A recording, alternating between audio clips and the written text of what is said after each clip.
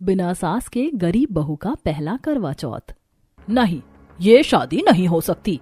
शर्मिला की बात सुनकर सभी खड़े हो जाते हैं। क्यों, ये शादी क्यों नहीं हो सकती?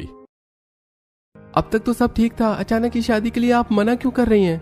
मुझे पहले पता नहीं था कि आपके घर एक भी औरत नहीं है, और फिर आप इतने सारे आदमियों के बीच मैं अपनी बेटी को कैसे विदा कर सकती हूँ? पूरे घर में एक औरत नहीं है, वहाँ मेरी बेटी कैसे रहेगी? ऐसी बात नहीं है, हम सब उसका बहुत ध्यान रखेंगे। आप ये रिश्ता मत कैंसिल कीजिए। मैंने जो कह दिया वो कह दिया।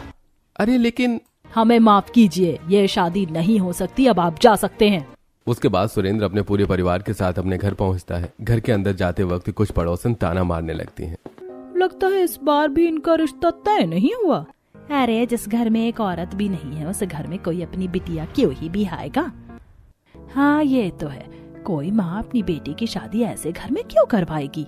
पापा चलिए, इन लोगों का तो काम ही है लोगों को ताना मारना, आप मत सुनिए, चलिए। फिर सभी लोग घर के अंदर जाते हैं और इसी तरह कुछ दिन बीतते हैं। एक दिन सभी मिलकर खाना खा रहे थे। अमित प्याज काट रहा था। हे भगवान, अगर मेरी भी भाभी होती तो मुझे अभी ये काम नहीं करना पड़ता।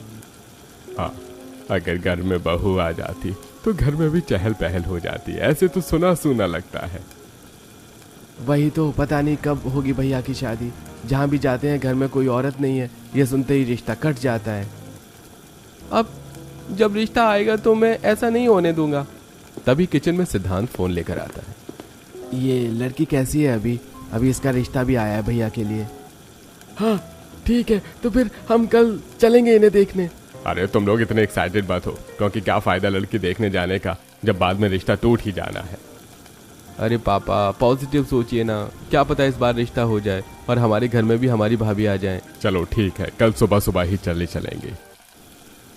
अमित एक काम कर, तू खाना बना, हम सब 2 मिनट में आते हैं। अरे लेकिन अकेले मैं ही। इतना कहकर अंकित सबके साथ किचन में से बाहर चला जाता है। इनका सही है, मैं छोटा हूँ इसलिए सब लोग हमेशा मुझसे ही काम करवाते हैं।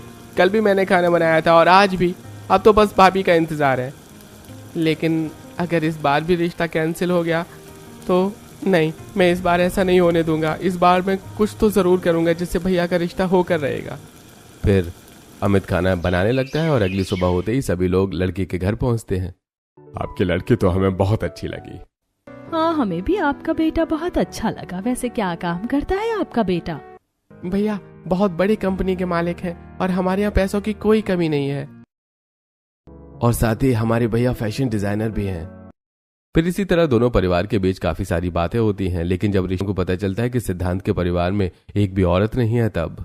ये सब तो ठीक है, लेकिन मैं अपनी बेटी की शादी ऐसे घर में नहीं कर सकती जहाँ एक भी औरत ना हो।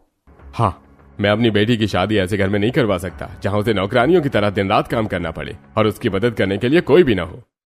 अरे ऐसी बात नहीं है, रिश्ता कैंसिल मत कीजिए, हम भाभी के हर काम में मदद करेंगे और फिर हमें घर का सारा काम आता है। देखिए, आप कुछ भी कहिए, लेकिन ये रिश्ता नहीं हो सकता, आप जा सकते हैं। जैसे ही सभी लोग जाने लगते हैं कि तभी 3 औरतें दरवाजे पर आ पहुंचती हैं। अरे मजाक के चक्कर में रिश्ता तुड़वाइएगा क्या आप? आइए आइए बैठिए। लेकिन अगर आप सब औरतें परिवार के सदस्य हैं तो फिर सुरेंद्र जी, आपने ऐसा क्यों कहा कि आपके घर में कोई औरत नहीं है? हाँ पापा जी, चलिए मजाक खत्म करिए। आप सब कौन हैं? पापा आपने अब तक नहीं बताया, मैं हूँ सिद्धांत भैया की छोटी बहन और ये उनकी बड़ी भाभी और ये है हमारी माँ। अरे मैं तो खुद इन्हें ना। पापा क्या आप भी अब तो मजाक बंद कीजिए और थोड़ी चुप हो जाइए।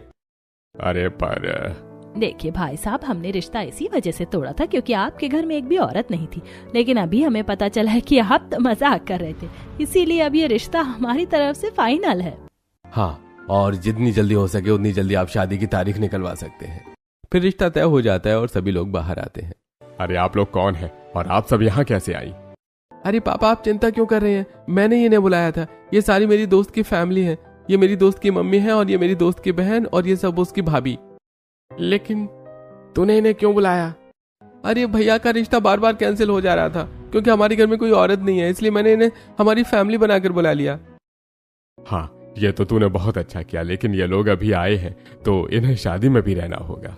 हाँ, तो हम शादी तक रुकेंगे ही, और फिर अमित मेरे बेटे जैसा ही तो है, मैं उसके लिए इतना तो कर ही सकती हूँ। फिर सभी लोग घर जाने के लिए निकल जाते हैं और शादी की तैयारी करने लगते हैं। कुछ दिनों बाद शादी हो जाती है और रूबी गृह प्रवेश करवाती है। भाभी आप बहुत अच्छी लग रही हैं। अरे तो बहू किसकी है? ये थक गई होगी, जाओ आराम कर लो तुम। फिर अनुष्का और सिद्धांत अपने कमरे में जाकर सो जाते हैं और फिर बाकी सब भी सो जाते हैं। अगली सुबह ओहो, पूरे घर में देख लिया, माँ जी और बड़ी भाभी कोई भी नहीं दिखाई दे रहा, कहाँ गए सब? तभी अनुष्का हॉल में पहुंचती है और देखती है कि सभी लोग बैठकर बातें कर रहे हैं।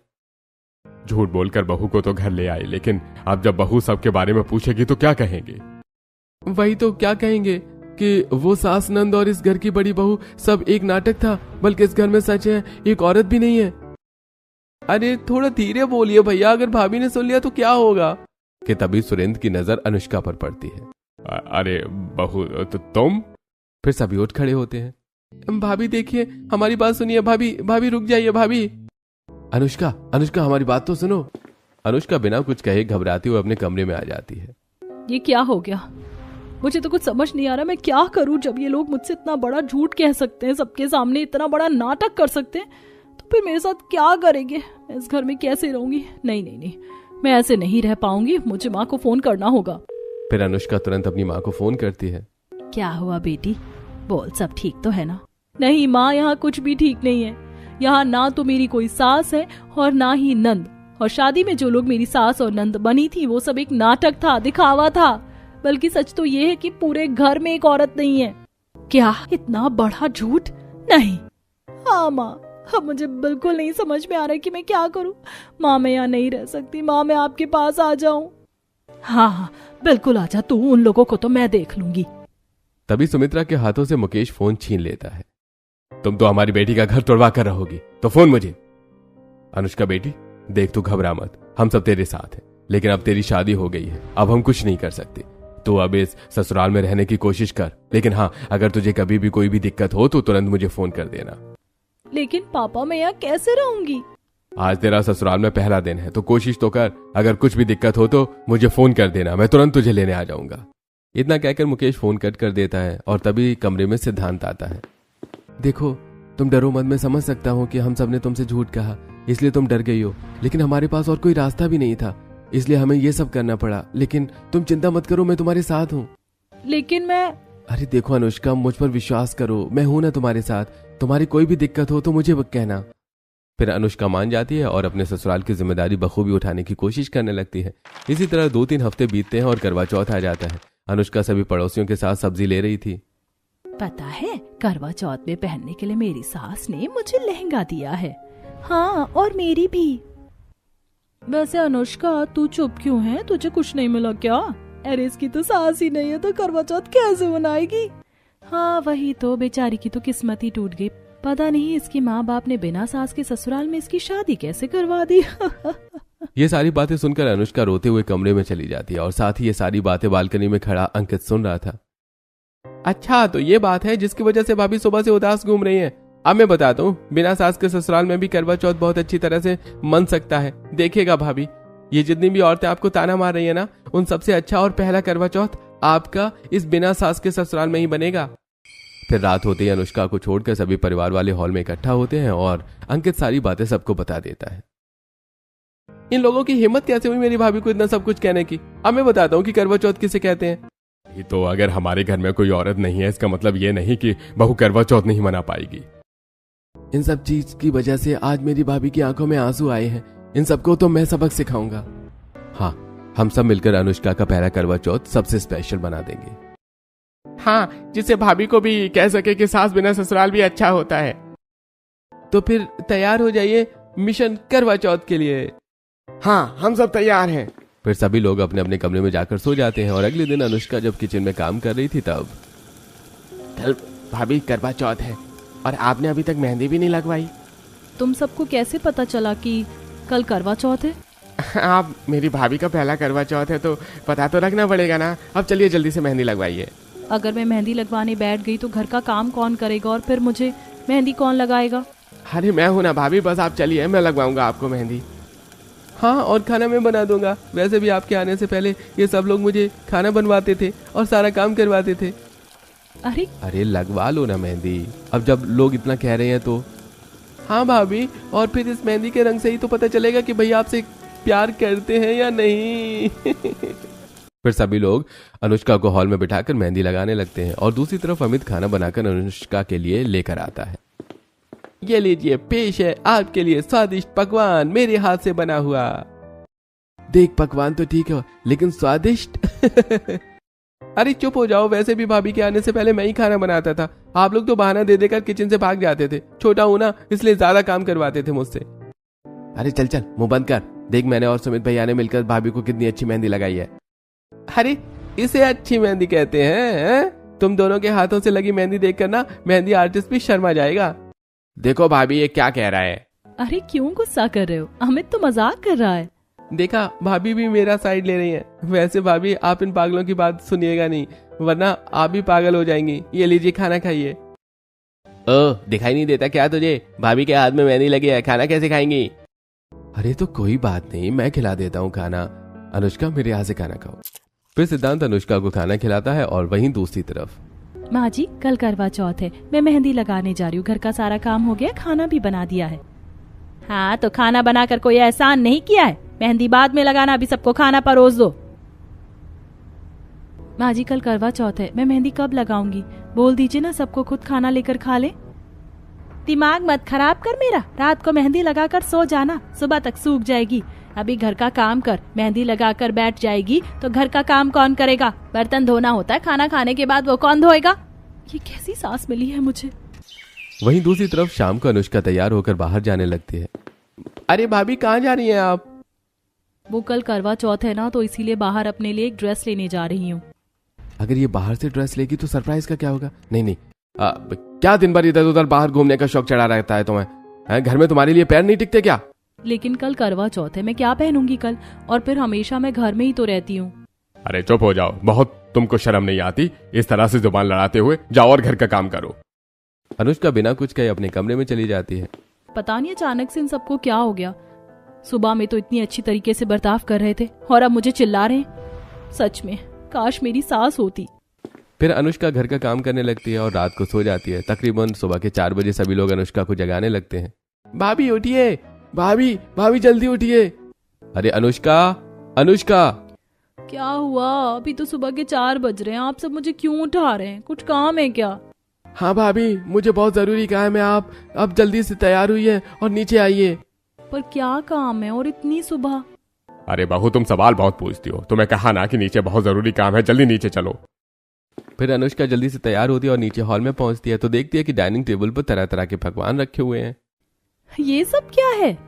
अरे ये सब आपके लिए है भाभी। आप पूरा दिन पानी भी नहीं पियेंगे, इसलिए हम सब मिलकर आपके लिए ये सब बनाए हैं। जल्दी जल्दी खा लीजिए, वरना देर हो जाएगी तो खा नहीं पाएंगे।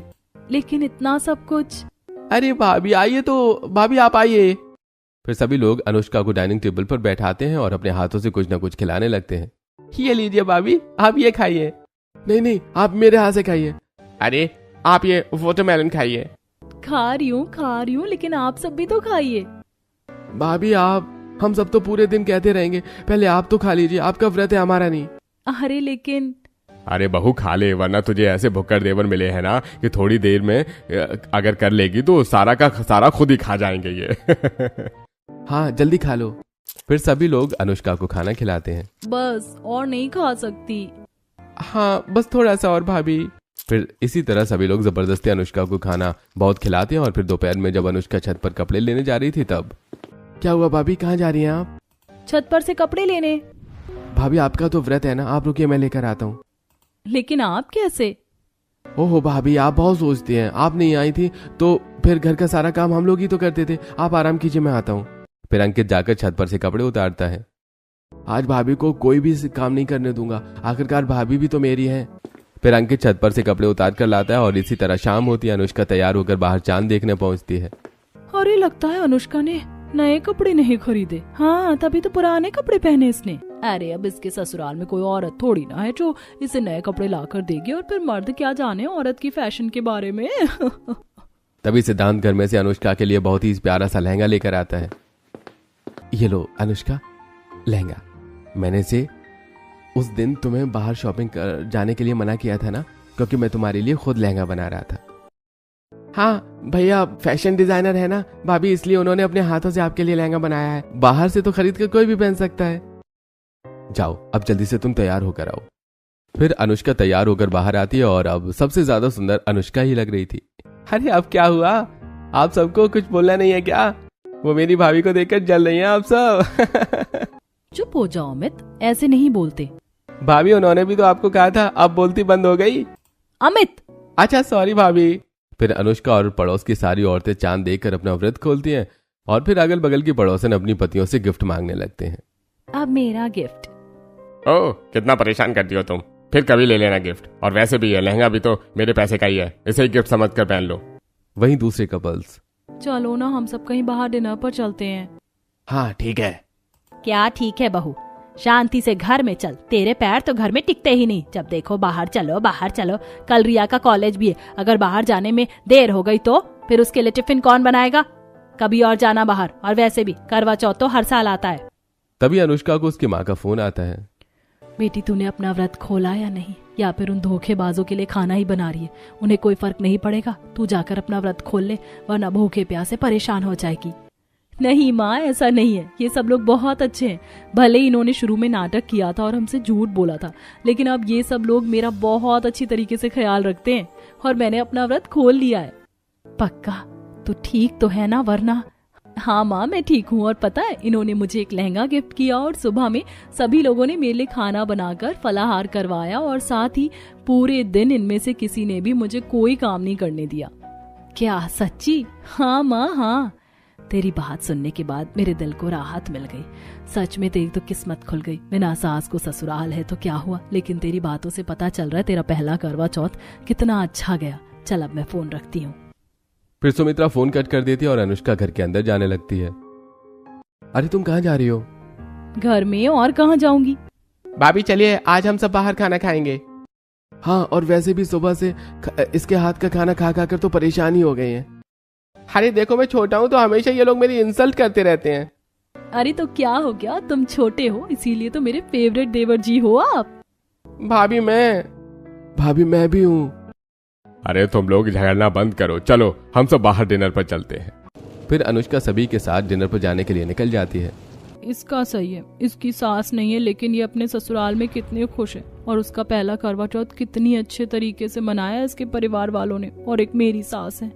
वही तो, अगर सास होती तो मना करती बाहर जाने से, लेकिन देखो बिना सास के अपना करवा चौथ वो कितनी अच्छी तरीके से सेलिब्रेट कर रही है। और एक हमारी सास है, कहीं जाने ही नहीं देती। दूसरी तरफ कुछ देर में अनुष्का रेस्टोरेंट में पहुंच जाती है और सभी लोग खाना खाने लगते हैं। तभी अनुष्का की एक फ्रेंड का फोन आता है। ओए क्या हुआ, क्या कर रही है? आज करवा चौथ है, तूने मनाया नहीं? वैसे मैंने सुना जहाँ तेरी शादी हुई है वहाँ कोई भी औरत नहीं रहती, तो तू ठीक तो है ना? हाँ हाँ, मैं बिल्कुल ठीक हूँ। पहले मुझे भी लग रहा था कि मैं यहाँ कैसे रहूंगी, लेकिन अब सब कुछ ठीक है। वैसे तो कहीं बाहर नहीं गई क्या? और तैयार भी नहीं हुई? तूने कोई फोटो भी अपलोड नहीं की? हाँ, अब तेरे ससुराल में तेरी नंदे भी तो नहीं है, वरना वो तेरी फोटो खींच देती। वैसे तू ठीक तो है ना? कहीं आज भी घर में पोछा तो नहीं लगा रही तू? वैसे मैं तो अपने हस्बैंड के साथ बाहर आई हूँ। तभी अमित अनुष्का के हाथों से फोन छीन लेता है।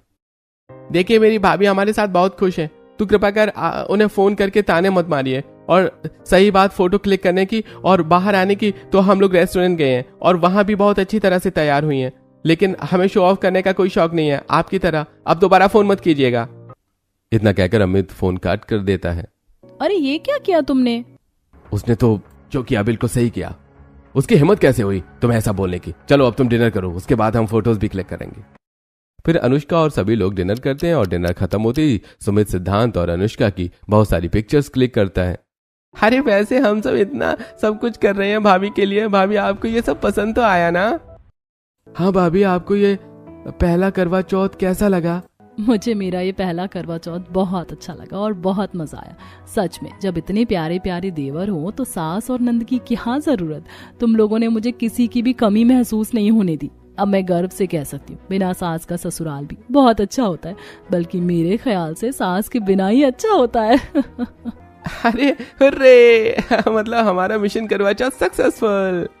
इसी तरह सभी हंसते मुस्कुराते वापस घर आते हैं और अब अनुष्का बिना घबराए अपने